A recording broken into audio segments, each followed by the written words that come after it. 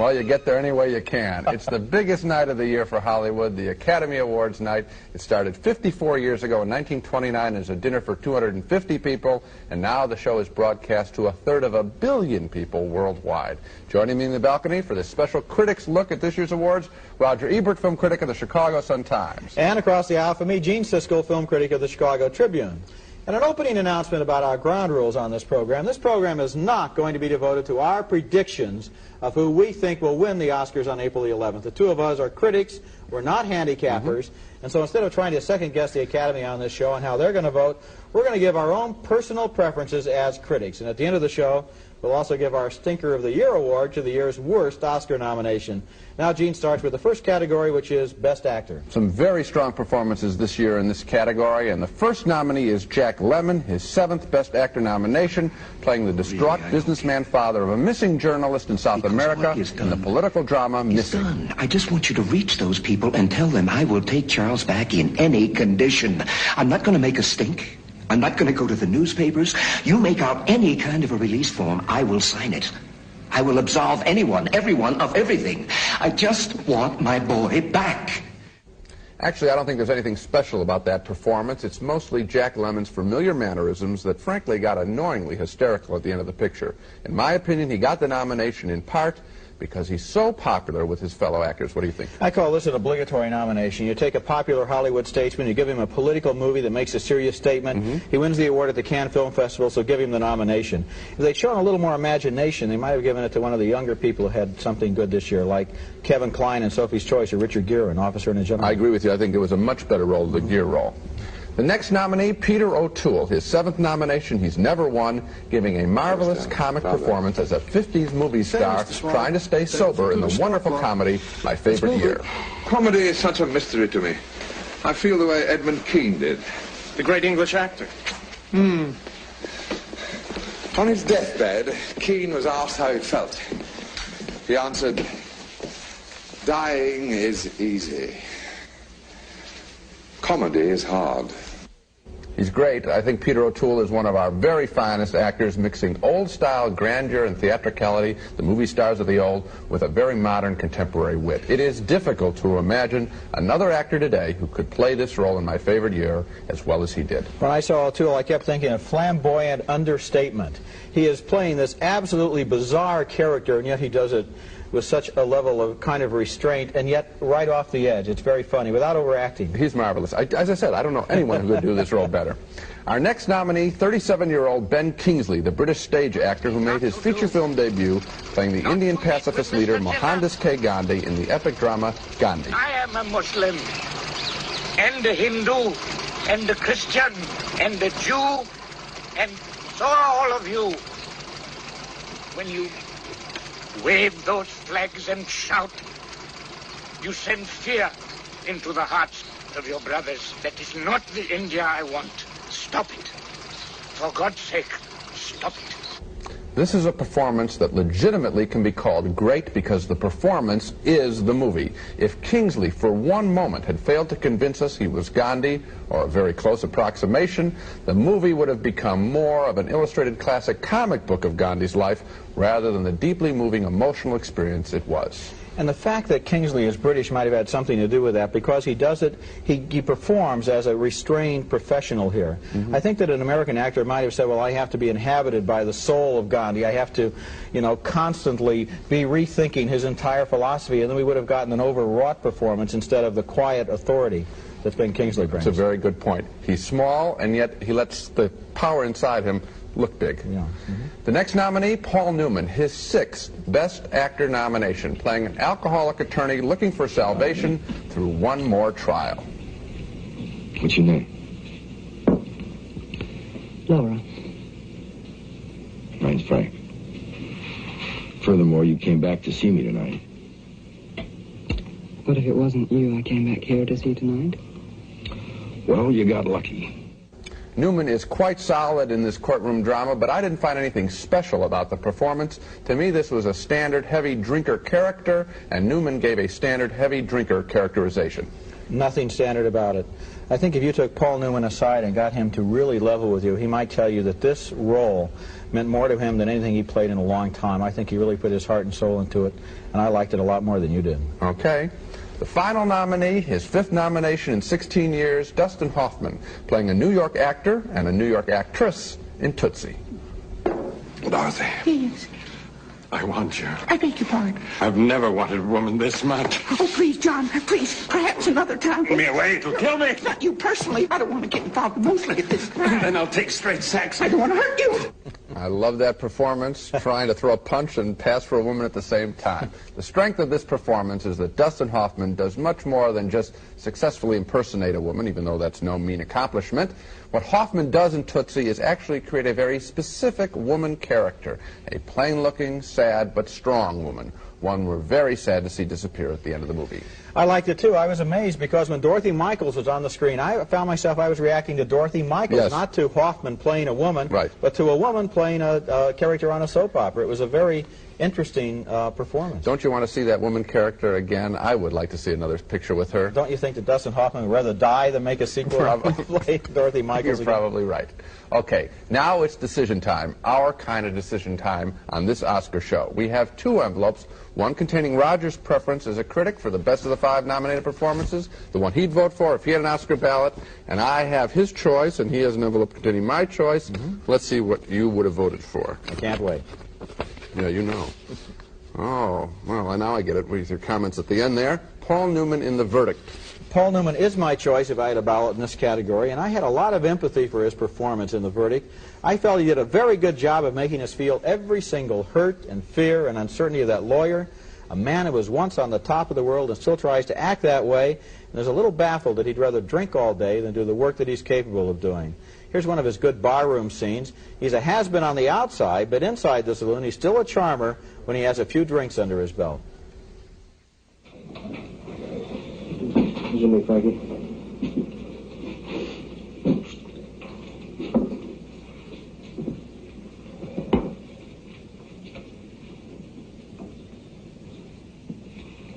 Did you find an apartment?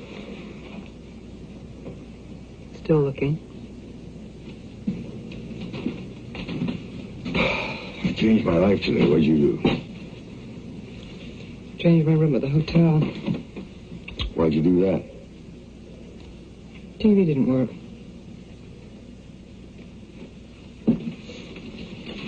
The hotel you're staying And what are you? A cop? at? No, I'm a lawyer. My ex-husband was a lawyer. Nice. Wonderful for you. Mm-hmm. Yes, it was, actually. It was, actually. How come you called it off?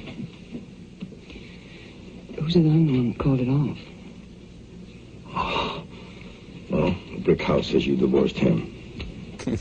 That's Charlotte Rampling, and that is obviously Paul Newman, blue eyes and all. A lot of the actors who are nominated this year are in real complicated disguises. Not Newman, he looks just like Paul Newman.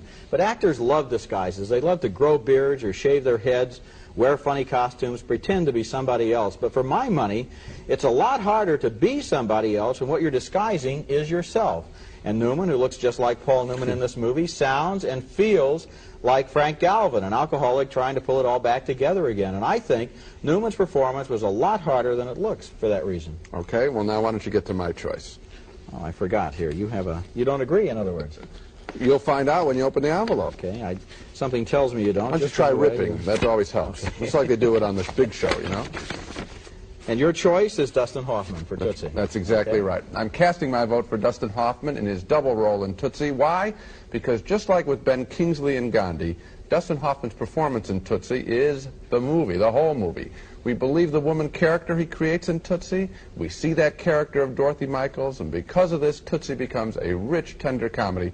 It really is something special. Here's a wonderful scene from Tootsie where Hoffman surprises his agent with his woman's disguise. Watch the way he pops from one character to the other. The agent is played by Sidney Pollack, who directed Tootsie. Wait a minute. Wait. I'm new in town and I'm awfully lonely. I wondered if you wouldn't mind buying me lunch. Wait, hold on. You can't come. Gregory, this was... George. It's Michael Dorsey, okay? Your favorite client. How are you? Last time you got me a job, it was a tomato. Oh, no. Yeah? Swear to God? Michael. Yeah. Oh, God, I begged you to get some therapy. I know, and you also told me that no one would ever hire me again. Jesus Christ, do you think this is going to make a difference? I got a soap, George. I'm the new woman administrator on Southwest General. You're ought to what? Congratulate me. They almost didn't hire me because they thought I looked too feminine. Something from the bar. Isn't that amazing? Please, could you get me a double vodka right away, please? You know? For the lady? Oh, how about a Dubonnet with a twist? Yes, ma'am. Thank you. That's a lovely glass. Thank you. Welcome. That is dazzling. One of the greatest attributes an actor can have is something that George C. Scott calls a joy of performing quality, meaning that while an actor is disappearing into his character, the actor silently gives off a joyful quality that shows he is enjoying performing for us. I don't know any actor who displays a greater joy of performing right now while staying in character than Dustin Hoffman. His character of Dorothy Michaels and his character of the actor Michael Dorsey, the guy with the deep voice there in the dress, are both sad and joyful at the same time. Hoffman gets my vote, and just because he won an Academy Award 3 years ago for Kramer versus Kramer doesn't mean that he doesn't deserve another one right now. So we have a disagreement in this category. Okay. We choose different people, and the discussion is not over because coming up at the movies, we're going to support our separate choices by borrowing a technique from TV sports.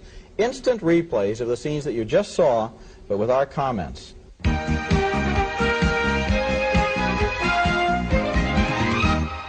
Tonight's program brought to you in part by Clorox Liquid Bleach. Clorox takes away dirt detergents leave behind. RCA Video Disc. First, we opened your eyes to great entertainment. Now, we're going to open your ears to stereo sound. Introducing RCA's Stereo Video Disc Player, letting you enjoy great stereo entertainment and movies on your TV tonight. Basic players start at $2.99, stereo higher. RCA's Stereo Video Disc. It'll open your eyes and your ears. We'll open your eyes, RCA. You can brighten up a rainy day with the music of Nestle Crunch. Creamy milk chocolate is the melody. Chocolatey good, good, good. Crispy crunchies are the harmony. Crunchy crunch, crunch, crunch. The two together are music to much. I like to take a big bite of that Nestle Crunch. Bright and lively tickles your tongue. I like to sink my teeth into some. Brighten up with music. Nestle Crunch is music to your mouth. Oh, this headache. And the doctor said no aspirin. Guess I'll take Tylenol. Take 3. Anacin 3. It's 100% aspirin-free. I didn't know Anacin 3 is aspirin-free. I've got a choice. Yeah. Right. Like Tylenol, Anacin 3 is 100% aspirin-free and contains the most effective aspirin-free pain reliever you can buy. I feel fit. And no more headache. What was that pain reliever you gave me? Anacin 3. Take 3. Anacin 3. 100% aspirin-free. We're taking away Mrs. Fahey's Clorox bleach for 1 month. How was your wash without Clorox? Dull. Then we asked her to compare items she washed with Clorox a month ago. The towel that I washed with Clorox looks like a new towel. The towel without the Clorox still looks dirty. It looks like I have to wash it again. If you do it right the first time with Clorox, you don't have to worry about it looking dingy. Clorox takes away dirt detergents leave behind. Do you want your Clorox back? I do. Thank you very much. Well, I was just arguing with Gene, or explaining to Gene, that Paul Newman's performance in The Verdict was all the more subtle because he starts out with his own materials, his own face, his voice, his eyes, his own mannerisms, and he makes somebody completely different out of those tools. And now I have to defend that. I'm going to use an instant replay technique from television sports. Let's look at that scene with Paul Newman once again, and this time I'm going to talk about what's going through my mind while I'm watching him. Okay, here he comes around, and the bartender's all trained. Drink is all ready. No prompting. Has the drink. Now, I like what he does with the handkerchief here, or the napkin, whatever that is. His mouth. And then, look, he probably has a very clammy palm. He's probably paranoid about all the symptoms of his alcoholism, such as sweaty palms and so forth, because he's got this plan in mind to walk down the bar and talk to this woman. He's got his opening line already, "You changed my life," real original. It's over her shoulder because it's his scene, so we see her in three-quarter profile, and then we get him in close-up. And this is interesting because it's undeniably Paul Newman. He's handsome, he's charming, but he lacks a little self-confidence here. I think that's what he wants to do. He's a little bit shaky. That's the character, Frank Galvin. He's been drinking all day. Nice. And there's another thing here. If you listen to the voice, you can hear what he's saying, but the voice is a little slurred around the edges. Actually, how come he called it off? Who's the one that called it off? Oh. Well, the brick house says you divorced him. There's just that slight edge of formality in his voice there, as if he has in his mind what I want to say and how I'm going to say it without sounding as drunk as I know I am. And he kind of does that all through the movie. It's forced. It's forced. It's forced, but it's not the stage Irishman slur, you know. It's really subtle, and yet it's nicely done. Okay, now it's my turn to play instant replay analyst with that Russian tea room scene with Dustin Hoffman revealing to his astonished agent that, yes, it is he, Michael Dorsey, wearing a dress.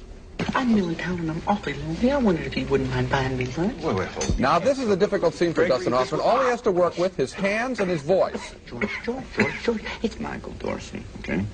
Your favorite client. How are you? I love the way he goes down even deeper with the voice. And the hands up close and tight and pretty when he's a woman, farther apart and masculine when he's playing the man. Look at the framing here. Sidney Pollack behind him, a strong masculine picture frame. He's a tough guy. He's a real man here. But wait when we cut to Dustin Hoffman. Look what's behind him. Yeah, a samovar, feminine, servile. And now the choices of drinks and clothing, noticing. Feminine. Something from the bar. Isn't that amazing? Please, could you give me a double vodka right away, please? You know, For the lady? Oh, how about a Dubonnet with a twist? Yes, ma'am. Thank you. That's a lovely glass. Thank you. Welcome. Now, some of the credit has to go to the writing there. It's marvelous. But still, again, he's playing two characters trapped inside that little booth. All he has to work with, hands and voice. A great performance. Well, it is a good performance. But, you know, a lot of people looking at this category would probably say that the best performance was by Ben Kingsley in Gandhi, and he was not the choice of either one of us. Right. He's a favorite of the serious acting school. Right. I think it was a great performance, and it's sort of a toss-up between Kingsley and Hoffman for me, frankly. I'm picking Hoffman because he accomplished something I'd never seen before in the movies. A man playing a woman character convincingly, not Cary Grant in drag, not Jack Lemmon in drag, and something like that. A real full character. I give him the nod on that basis. I liked Hoffman, too, but I would put him third after Newman and after Kingsley, because I think that basically what he was doing was a good, sound, professional performance, and I feel that Kingsley to a degree, and Newman even to a greater degree, are really playing these roles from their heart. I don't believe that Dorothy Michaels really comes from Dustin Hoffman's heart so much as Dorothy comes from his skill, from his craft. I buy the heart there. No, I think there's a heart there. I think there's a very sad, sweet woman. I think that's why you were touched, as you mentioned, by the Dorothy Michaels character. That's why we remember the character. Let me ask you this question, though. Do you think Paul Newman could play the role that Dustin Hoffman did? What is this, an exam? I don't think that's a relevant question. I just want to show you how difficult I think it is to do. Whereas Dustin Hoffman could play the role that Paul Newman played. Yes, he played one fairly similar in Lenny, a guy down and out. Well, I just don't believe that that's a valid criteria. I believe that neither one of them could play the role that Ben Kingsley did. None of them could play the role that Peter O'Toole did. So case closed. And if we pick the Oscars, continues with one of the most competitive categories this year, Best Supporting Actress.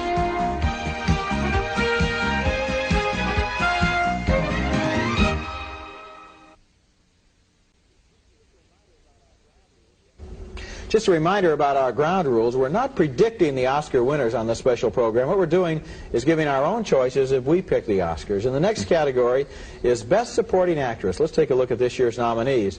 This is Leslie Ann Warren's first Academy Award nomination. She plays James Garner's dippy girlfriend in Victor Victoria.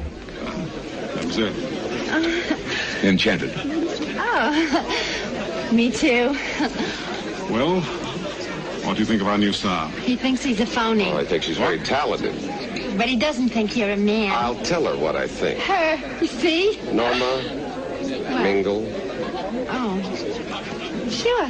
Our next nominee is Kim Stanley, who played Frances Farmer's possessive, domineering stage mother in the movie Frances. Frances, you can't do that. You can't do that to your fans. I mean, they stuck through this whole nightmare with you. You can't turn your back on them. They love you. Mom, haven't you heard what I said? I told him that he could come up here and that you would prove that you're all right. Next nominee is Glenn Close in her feature film debut. She played Robin Williams' cheerfully eccentric mother in The World According to Garp. Paul? Oh, yes.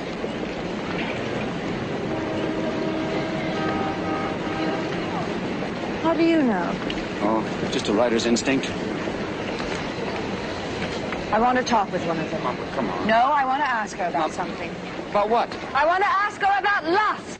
The next nominee is Jessica Lange, not only nominated for Best Actress, but also for Best Supporting Actress here, playing one of the saner and sweeter people in Tootsie. She was the girl that Dustin Hoffman's Dorothy falls in love with. Dorothy, it's me. No, it's me. No, it's me. No, it's me. No, it's me. I'm just not well adjusted enough. I mean, I'm sure I've got the same impulses. I mean, obviously I did have the same Don't impulses. just jump to conclusions about that impulse. That impulse is a good impulse, Julie. If you can just see me out of these clothes, No. The last nominee in this category is Terry Garr, who played Dustin Hoffman's other girlfriend, also in Tootsie. Get your favorite kind. Chocolate-covered cherry? Yeah. Oh. Oh, and a card. No, don't do it. I was very, very, very angry when I wrote that. Thank you for the lovely night in front of the fire. Missing you less. This isn't even for me. This is another girl's candy. Those are the nominations for Best Supporting Actress, and now it's time to go to the envelopes. You have all and five Mr. in there? Siskel, I have last year's over on this side, right. Your nomination in this category, your selection, yes, Jessica Lange for Tootsie. You got the right envelope. Might want to look at mine there. I'm sure gonna you'll do. find it very educational. Hey, what do you know? You're getting smarter. You also vote for Jessica Lange for Tootsie. I would vote for Tootsie and Jessica Lange in this category, and I picked Jessica Lange not only because she's so sweet and likable in Tootsie, which she certainly is, but also because of how hard it is to find the right notes to play in that particular role, and she does find them. If you think about it, it's a little thankless because we know that Jessica's dear Dottie, matronly friend Dorothy, is actually a man, but Jessica Lange in this scene doesn't know that. And someday, huh? What? Oh, you mean about doing it over again? Tell me, does that happen often? Every once in a while. You know, we actually had to do it live once. Live? You should have seen Van Horn's face. Of course, he couldn't see Van Horn's face because he was so panicked we had to shoot him from the back. You want some wine? Well, no, thanks. I better be getting on home. I have to wash my hair. Thanks anyway. Dorothy? Yes? Listen, I know this is exactly what you want to hear right now, but we've got 26 pages tomorrow. And I was just wondering if you could find it in your heart to come over and run some lines with me tonight. Well, but I couldn't make you something to eat. Oh, night, Faye. I'm aboard your Foster.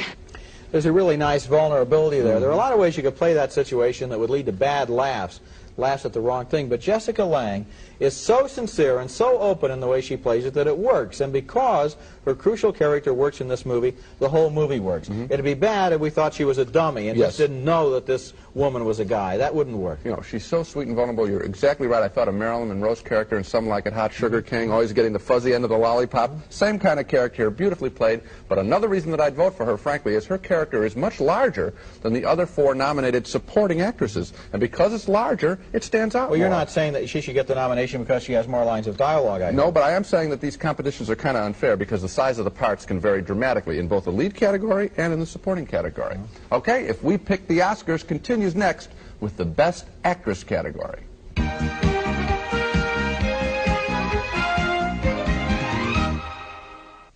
Look at me. Do you like what you see? Good. Because it's not me. It's a recording of me on Memorex videotape. This remarkable tape has been recorded and re-recorded 100 times, but I bet you still couldn't tell if it was Memorex or me, which really isn't me. It's Memorex. Memorex videotape. Even after 100 recordings, you'll wonder, is it live or is it Memorex? Angora. Sweaters do a lot for me, so I do a lot for them. Whether it's cashmere, Shetland, I trust all my washable sweaters to Woolite. For just pennies a capful, Woolite bays washable wools in safety, so the sweaters I love won't shrink, stretch, or fade. Smells so fresh. And when sweaters do this much for me, I wouldn't trust them to anything but Woolite. I trust Woolite.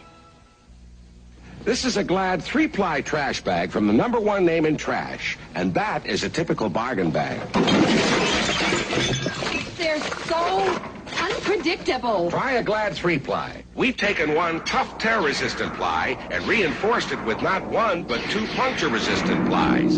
It's the strongest regular trash bag we've ever made.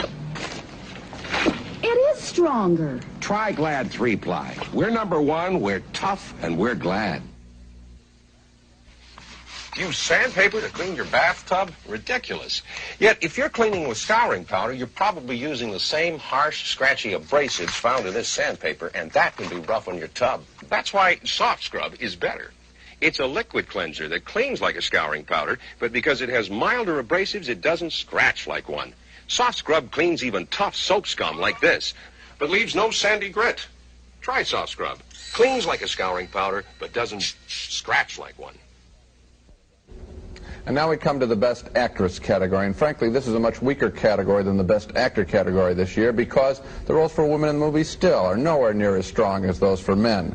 The nominees include Julie Andrews, her third nomination, first in 17 years since The Sound of Music, playing an out-of-work singer in Paris in the 30s, and who, and this is kind of tough to follow, she masquerades as a male singer who impersonates a woman in his act in the musical comedy Victor Victoria. Baby,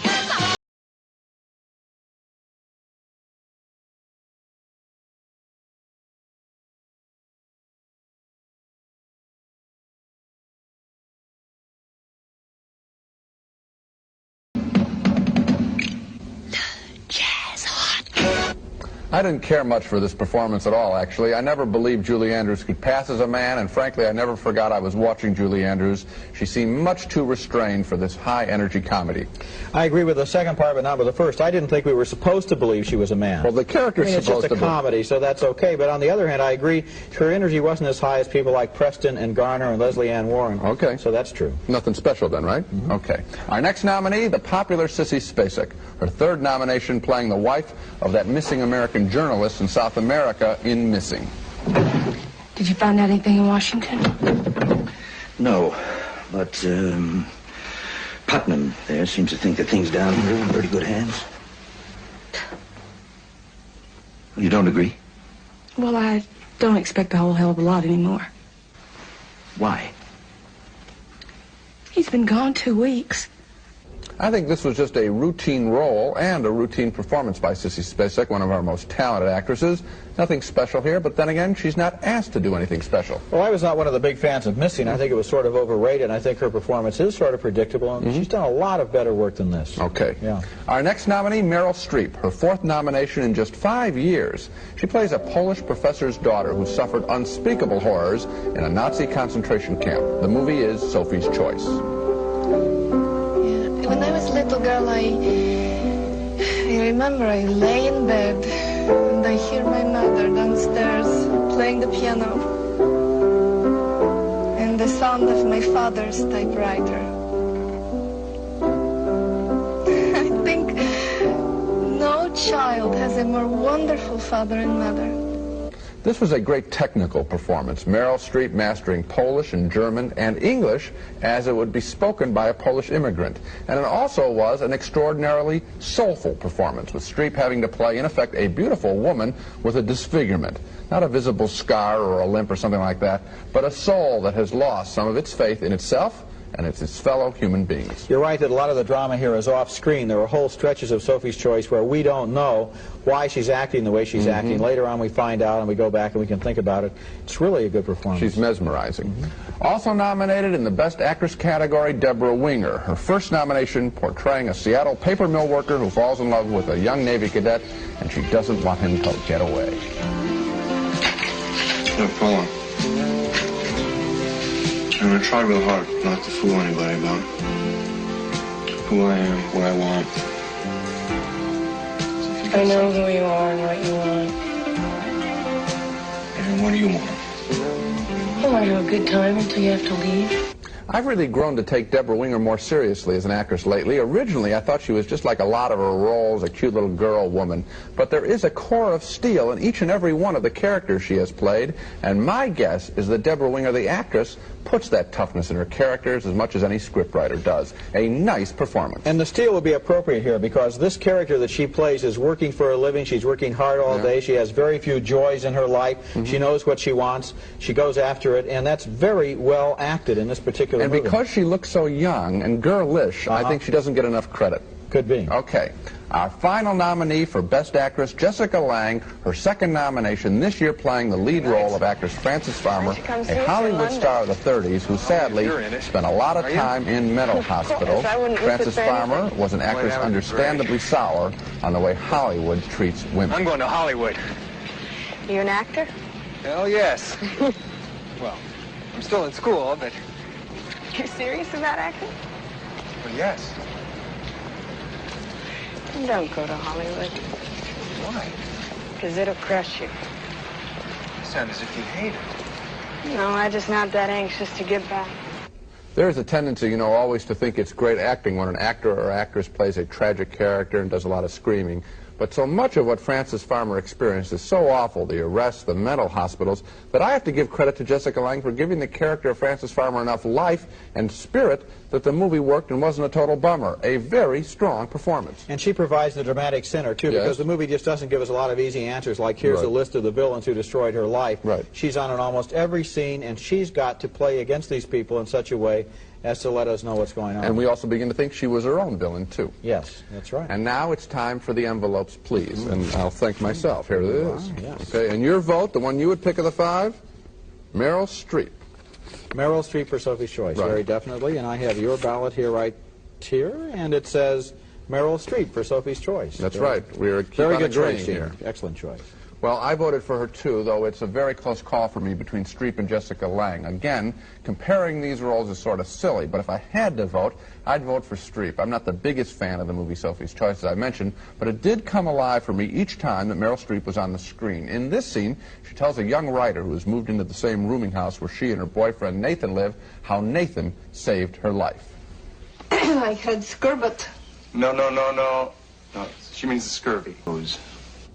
She does look like a beautiful flower there. Even when the others are speaking in that scene, my eyes were always drawn to Meryl Streep, not because she was using any scene-stealing tricks, but because she made Sophie seem like such a special, glowing character. And Meryl Streep has done that with each of the characters she has played, even that rather drab young woman she played in The Deer Hunter. And that glow of life is what gets my vote. You know, a lot of people talk about the accent in there as if it were some kind of a trick. And as a matter of fact, she is so good at speaking English as if she were Polish, at least to my ear.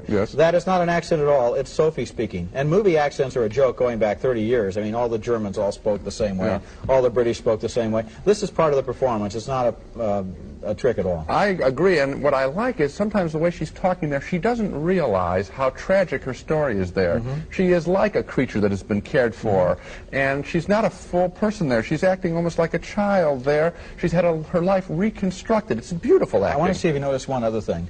When the others are talking, they're speaking her second language or her third language, English. She lets one beat go past before she responds to what has just been said in English, just long enough so that her character could figure out what was just said. That's good. It's a small touch, but it's very nice. Coming up next, the Best Supporting Actor category.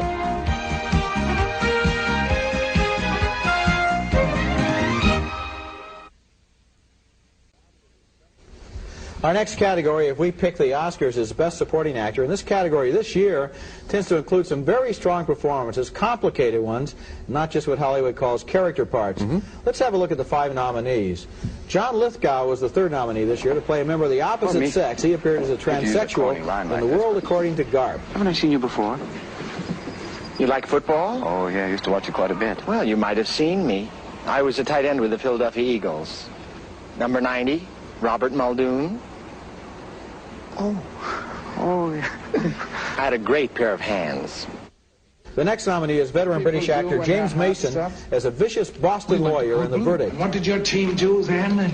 You brought 30 years of medical experience to bear. Isn't that what you did? Yes. A patient riddled with complications, with questionable information on a medical chart. We did everything we could. To save her and to save the child. Yes. You reached down into death. My God, we tried to save her. You can't know. You can't know. Good. Good. Next up for Best Supporting Actor, Robert Preston. He was Julie Andrews' partner in Sexual Deception in Victor Victoria. You're the greatest, but you're unknown, except in Poland. Poland? You're Count Grzyński, Polish aristocrat. You speak very little English. Oh, now, wait a minute. We met in Warsaw, fell in love, and I brought you to Paris. Hold it. What's wrong? What's wrong? What's right? A woman pretending to be a man, pretending to be a woman? Ridiculous. Lou Gossett Jr. was the drill sergeant, and an officer and a gentleman. He was taking Richard Gere's defiant attitude as a personal challenge. I done some checking. I looked through your files. I know about your mama.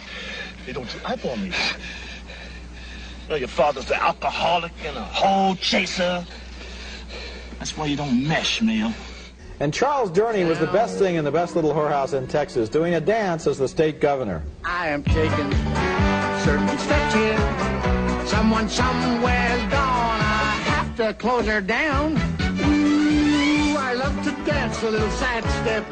Now they see me, now they don't. I've come and gone. And ooh, I love to sweep around the wide step. Cut a little swath and leave the people on. Well, those are the nominees for Best Supporting Actor, and now it's time for our decision. Okay. Who should win in this category? If we were making go the first. choices, You're in for a real surprise. Mr. Siskel votes for Lou Gossett Jr. That's right, in an Very good officer and a choice. gentleman. I congratulate you on it. Okay, well, this is getting sort of pathetic. That's You right. agree, Louis Gossett Jr. in an officer and a Just gentleman. goes to show you, Gene, that every once in a while you are right. What I liked about Lou Gossett are the choices that he made to make the role from collapsing into cliches. And let's face it, we've seen this basic character before in dramas and comedies lots of times, and we know more or less what's going to happen with this drill instructor. He's going to make it his personal business to break the defiance of the young recruit, and that's exactly what Gossett does in this scene, finding non-regulation shined shoes. In every class, there's always one joker who thinks that he's smarter than me. In this class, there happens to be you. Isn't it mayonnaise?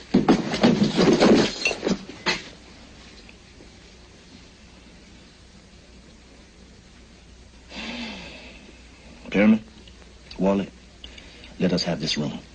On the double. Couldn't happen to nicer guys. Do it. Neil, I want your DOR. No, sir. You can kick me out of here, but I ain't quitting.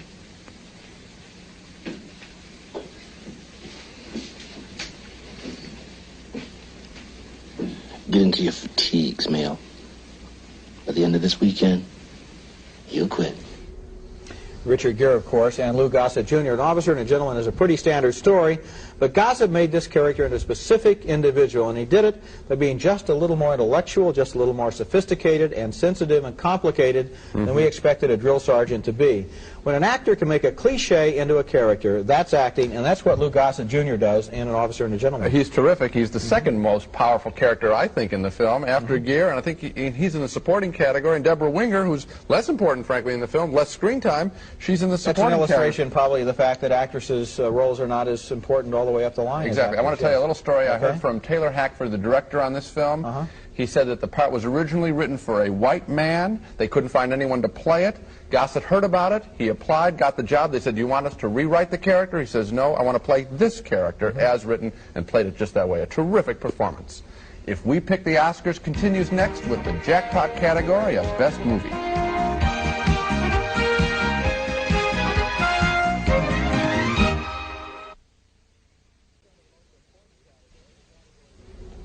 Now we come to the most important category, the category that could almost guarantee a movie immortality, Best Movie. The nominees this year for Best Picture include Gandhi, the life story of the great nonviolent Indian leader, an epic production this was, literally with a cast of thousands. Mahatma Gandhi has become the spokesman for the conscience of all mankind. He was a man who made humility and simple truth more powerful than empires. And Albert Einstein added, "Generations to come will scarce believe that such a one as this, ever in flesh and blood, walked upon this earth." The next nominee for Best Picture is E.T., the top box office movie of all time, about a lonely little extraterrestrial stranded light years from home. Gates open. Look at these.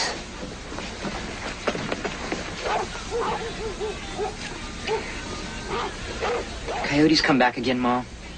Okay, party's over. Everybody back inside. Yeah. Hurry up. Hurry up. Tyler, give me that knife. Oh, great. Nice one, Elliot. It was an accident. A pizza. Who said you guys could order a pizza, huh? Him. But in the house. You geek, man. But Mom, it was real, I swear. Douchebag. Don't douchebag talk in my house.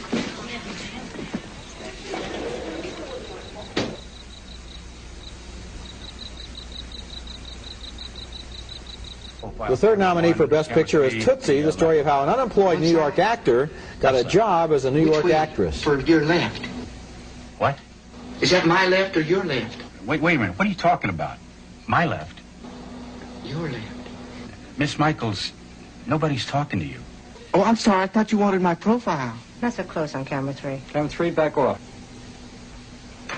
I'd like to make her look a little more attractive. How far can you pull back? How do you feel about Cleveland? Next up for Best Picture, Missing, a controversial movie about the CIA's involvement in Latin American politics with innocent people snatched violently by government agents. When were you in Vienna? We just got back yesterday. Want to hear something strange? Our hotel was full of American military officers. I'd forget about that.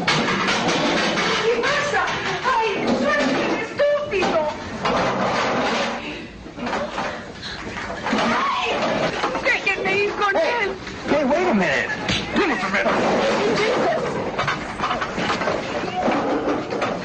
Déjalos, son americanos. And the last nominee is The Verdict, the story of an alcoholic lawyer's one last chance to win a case and win back his self-esteem. But when they step into that jury box, I can just barely see it in their eyes. Maybe. Maybe what? Maybe I can do something right. And with those nominees for Best Picture, it's time for me to open Gene's envelope. Yeah. Boy, kill it.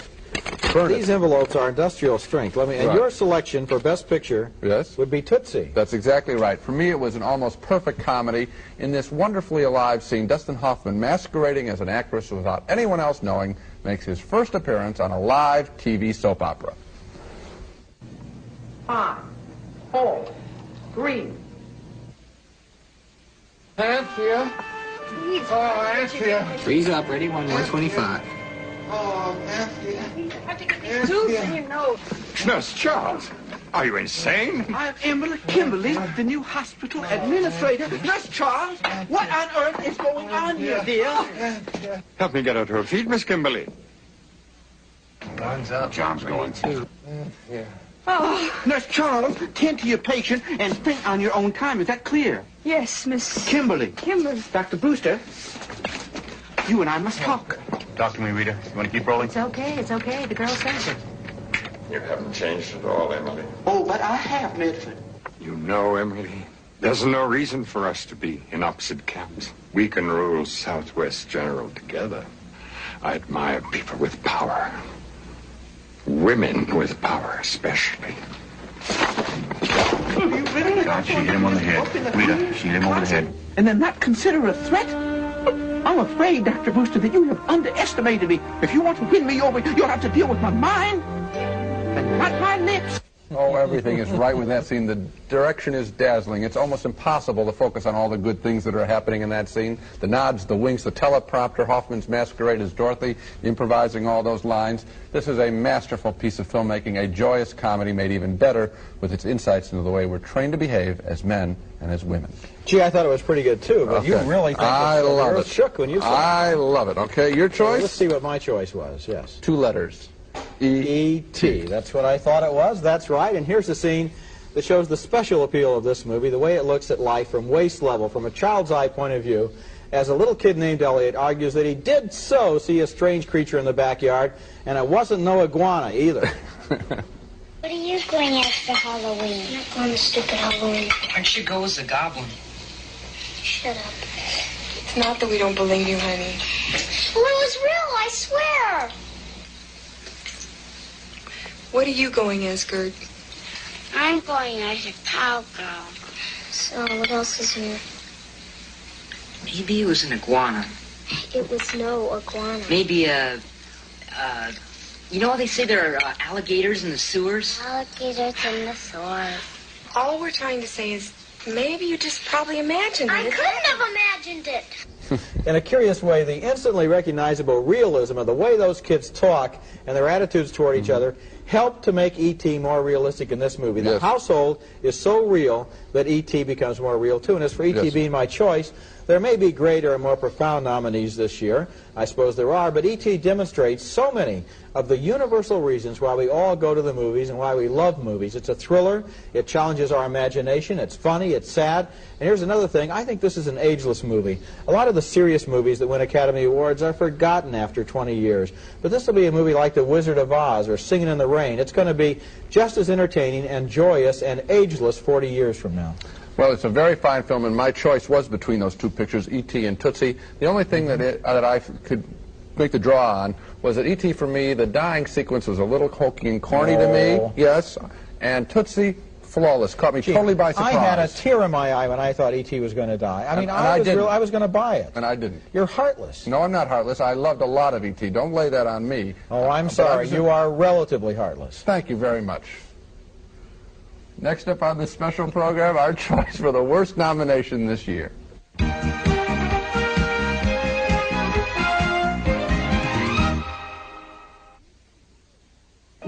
Howdy, Sprout. You want some cheese? The giant does.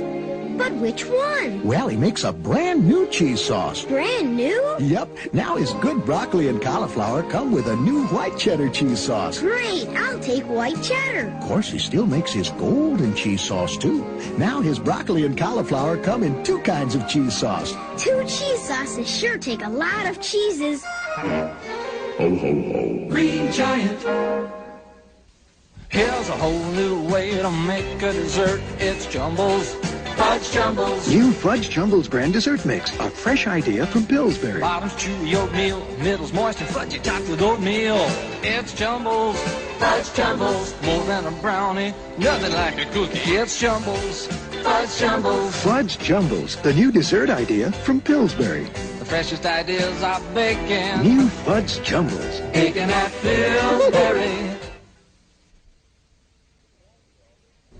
So much for the classy nominations. Before we go, there's one more award that Roger and I would love to give, and that's to the worst nomination on this year's list, the stinker nomination of the year. This is a joint vote between Roger and me, and Roger, you have the This is the Academy Award Stinker of the Year, and the suspense is building since we both know that this is a 3-way tie. You're right. The winners of the worst nomination this year are, you'll hand me that envelope? Okay, there they are. I'm sure you've forgotten the name. Oh, yes. Alan and Marilyn Bergman, Alan and Marilyn Bergman, and Alan and Marilyn Bergman. A clean sweep. They wrote the lyrics for an unprecedented 3 of the 5 nominated Best Original Songs. And the songs are, How Do You Keep the Music Playing from Best Friends? Remember that one? No. It Might Be You from Tootsie. Were you singing that as you walked out of the aisle? I was forgetting it. Thank you. And If We Were in Love from Yes, Giorgio, with opera star Luciano Pavarotti falling in love with Catherine Harold. Here's the way that song sounded. Just imagine.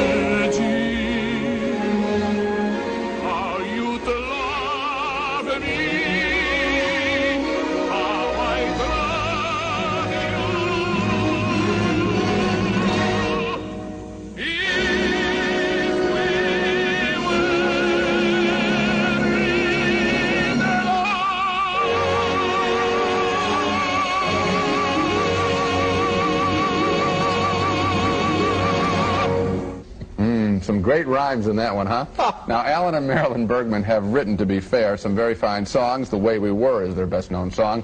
But these 3 song lyrics were awful this year. They were interchangeable, cookie-cutter lyrics, instantly forgettable. And so our Stinker Nomination Award to Alan and Marilyn Bergman. I think it's a little too cozy out there on the music branch of the Academy. They vote for each other. It'd be better if they were like the special effects people and vote for those songs that really made an impression on the public. Like this year, the nominees include Eye of the Tiger from Rocky III, Up Where We Belong from Officer and a Gentleman. People have heard those songs. These other 3 songs that were nominated, you never heard them before. You can't remember them while you're listening to them. And now we have to sit through them again on Academy Award night. It's a dreary, dreary prospect. The whole point is that they're not worthy of having an Oscar nomination.